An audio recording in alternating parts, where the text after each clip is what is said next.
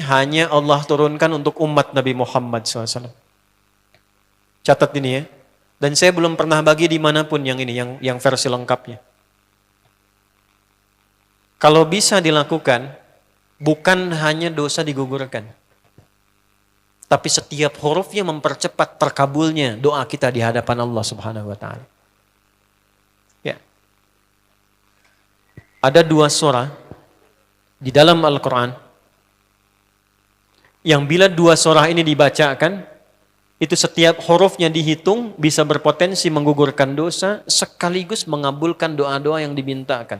Sepanjang doa itu baik untuk urusan dunia akhirat kita. Kalau salah satu kurang baik diperbaiki oleh Allah. Misal dunia baik tapi akhirat tidak, maka diperbaiki oleh Allah kepada yang lebih baik. Surat pertama Al-Fatihah, surah kedua Al-Baqarah. Sebelum doa baca tuh Al-Fatihah sama Al-Baqarah. Tapi Al-Baqarahnya tidak dari ayat yang pertama. Kepanjangan. Cukupkan di ayat 285 sampai ayat 286, 2 ayat terakhir. Hadisnya sahih. Kalau mau dikuatkan biasanya banyak ulama memasukkan ayat 284. Ada yang sudah masuk ke dalam Ka'bah di sini? Ini informasi saja. Dan 3 ayat ini, Al-Baqarah 284, 285, 286, itu ayat yang dituliskan di dinding Ka'bah. Itu yang saat berhala dikeluarkan, gambar-gambar dihapus, itu ya, syair-syair diganti dengan ayat Quran, sehingga jadi kain kiswah Ka'bah di luar. Itu ada sejarahnya. Yang di dalam pun dihiasi dengan hiasan ayat Al-Quran. Di antara yang dituliskan itu Al-Baqarah ayat 284, 285, 286. Intinya di 285 dan 286-nya. Tadi rakaat pertama yang saya bacakan dalam salat Isya. Hadisnya sahih. Itu spesial malaikat Jibril turun kepada Nabi Muhammad SAW mengabarkan kabar gembira siapa yang membiasakan membaca Al-Fatihah. Ya, kemudian 2 ayat terakhir di Al-Baqarah dari amanar rasulu sampai fangsurna 'alal qaumil kafirin, tidaklah dia membacakan itu kecuali setiap hurufnya dijaminkan mengabulkan doa-doa yang dia mohonkan sepanjang benar doanya dan tidak diselimuti maksiat. Ini maaf ya. Ini saya minta maaf dulu nih. Kalaupun Anda benar doanya khusyuk sampai nangis, tapi ada selimut maksiat dalam permohonan doa itu pengabulannya mental lagi. Hadisnya sahih. Thumma dzakara rajula yutilu as-safara ash'atha aghdara yamuddu yadayhi ila as-sama' fayaqulu ya rabb faqala Rasulullah sallallahu alaihi wasallam anna yustajabu lidzalik famat'amuhu haram mashrabuhu haram malbasuhu haram wa ghudhiya biharamin fa anna yustajabu lidzalik. Rawahu Muslim. Nabi mengisahkan seorang lelaki menempuh perjalanan jauh. Awas, menempuh perjalanan panjang untuk ketaatan itu mempercepat doa dikabulkan 2 kali lipat dibanding orang biasa. Makanya kalau ada orang mau ke Mekah umrah, mau haji, titip doa. Ada yang mau beasiswa ke Madinah, ke Mekah, ke Al-Azhar, ke Mesir, titip doa. Saya biasanya kalau mau berangkat umrah, Ustaz titip doa, ayo tulis banyak tuh. Nggak saya baca. Saya simpen aja, ntar dekat Ka'bah, ya Allah engkau maha mengetahui. Ya. Mohon kabulkan semua doa-doa ya dari teman-teman jamaah yang dititipkan dalam kertas yang telah mereka tuliskan itu. Simple Pak, daripada capek kita bacakan satu-satu. Dan alhamdulillah biasanya ya insya Allah terkabul. Insya Allah. Itu perjalanan jauh. Nah orang ini menempuh perjalanan untuk sekedar berdoa. Safar. Ya, safar yang baik. Kemudian yang kedua, yamuddu yadaihi ilas sama, dia mengangkat tangannya ke langit. Ini saya tidak bermaksud mengajarkan ya, cuma menunjukkan prakteknya begini nih. Ada yang bisa bantu saya nggak satu orang maju? Cepat. Yang depan aja, depan. Jazakallah khair. Mohon pegangkan mic sebentar. Ya, terima kasih ya. Lihat sini. Gini. Nah, jazakallah.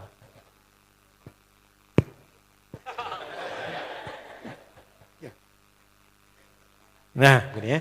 Ini tangan, lihat telapak 2 ya.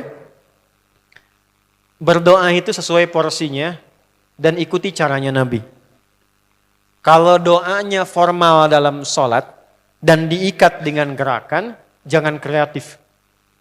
Ikuti seperti Nabi yang contohkan. Misal dalam sholat, shollu kama ra'aitumuni usolli. Sholatlah seperti kalian melihat aku sholat. Nanti ada 3 posisi atau sampai 4 posisi dalam sholat yang mempercepat terkabulnya doa. Posisi puncaknya sujud. Hadisnya sahih, inna ma aqrabal abdi min rabbih wa huwa sajidun fa aktsirud doa.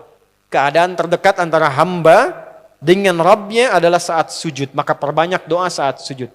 Tangannya posisi sujud begini, menempel. Jadi nggak usah begini. Oke, begini. Nah, ini di luar sholat. Di luar sholat, kalau berdoa, tangan begini. Lihat baik-baik ya. Ini kitabnya agak banyak, bahasanya panjang, saya berikan yang simpelnya saja ya. Baik. Ini kan teman-teman telapak yang kanan, yang kiri ya. Padukan begini. Ya. Lalu setiap Anda kan pasti punya garis yang kanan dengan garis yang kiri. Ada kan? Itu membentuk keseimbangan. Oh, ini bukan ilmu otak-atik ya. Ini ada sanadnya nih. Pertemukan 2 garis itu sehingga seimbang tangan ini. Tuh. Ini masalah sederhana tapi poinnya penting sekali. Sudah? Cara yang pertama begini. Ini di luar sholat dan bukan dalam posisi saat istisqa, saat minta hujan. Begini. Sudah? Pertemukan. Lalu letakkan sejajar dengan dada di sini. Ya.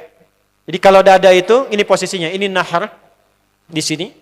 Ini ada rongga dari bagian atas dengan perut, ada rongga kosong. Nah ini yang disebut dengan sodrun di sini. Ya, kalau kita meletakkan telapak tangan saat sholat begini, letaknya di sini. Yang ini perut, yang ini nahar. Doa itu di sini. Jelas? Semakin kita memohon dengan lebih sangat, naikkan sedikit begini. Sudah? Kalau istisqa, minta hujan, agak lebih tinggi ke atas. Nah ini cara mengangkat yang standar di sini. Untuk memohon. Jelas? Oke. Jazakallah khair. Nah ini, orang ini, dia mengangkat tangannya. Jadi, melakukan perjalanan jauh, mengangkat tangannya, ya muddu yadaihi ilas sama. Orang yang berdoa dengan mengangkat tangan, itu dijawab doanya oleh Allah lewat keterangan Nabi SAW, itu bisa kamakala 2 kali lebih cepat dibandingkan dengan orang yang tidak mengangkat tangan saat berdoa. Jadi Anda cuma sekedar doa dengan mengangkat begini, itu lebih cepat potensi dijawabnya dengan mengangkat doa.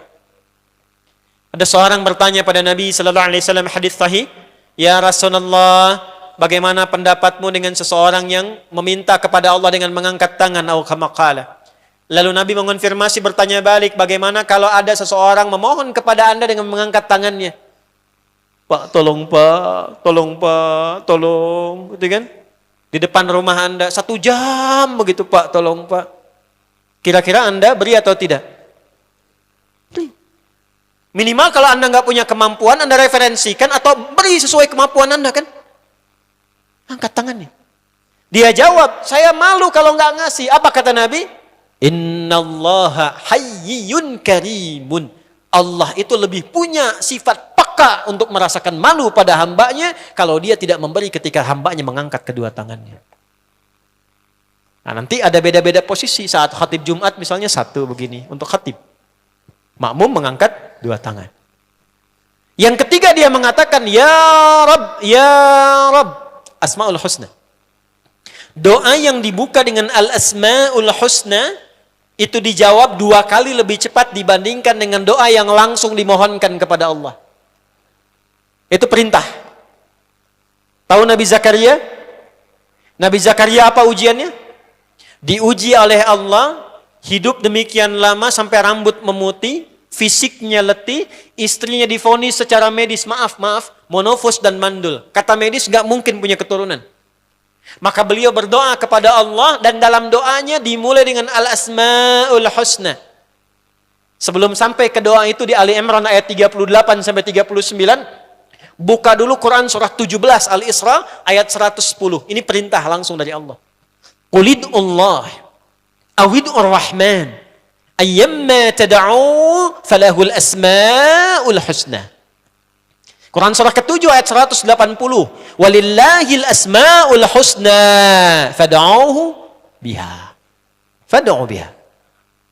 Qul Allah, kalau engkau punya masalah hambaku, dan tidak ada di dunia ini yang tidak punya masalah. Quran surah kedua ayat 155. Wala nabluwannakum bisyai'. Setiap yang hidup itu, aku pasti akan uji dengan masalah. Itu kata Allah. Jangan disimpan sampai di situ, teruskan. Bukan untuk membebani hambaku dengan masalah, tapi untuk menaikkan kualitas hidupnya sehingga menjadi lebih baik. Jadi ketika Allah titipkan masalah itu, bukan ingin membuat kita bermasalah. Tapi dengan masalah itu kita diuji supaya kualitas hidup kita menjadi lebih baik. Nih Anda yang kuliah di UPI di sini, ada ujian nggak? Ada. Untuk apa ujian itu diadakan? Supaya bisa melihat kualitas peningkatan ilmu Anda dari masuk sampai naik tingkat. Kalau nggak ada ujian, nggak kelihatan kualitasnya bertambah. Logikanya begitu. Dan tidak mungkin Allah menguji seorang hamba di luar batas kemampuannya. La yukallifullahu nafsan illa. Jadi nggak ada orang yang hidup yang tidak punya masalah. Karena rumusnya mengatakan hidup berbanding lurus dengan masalah. Yang hidup pasti punya masalah.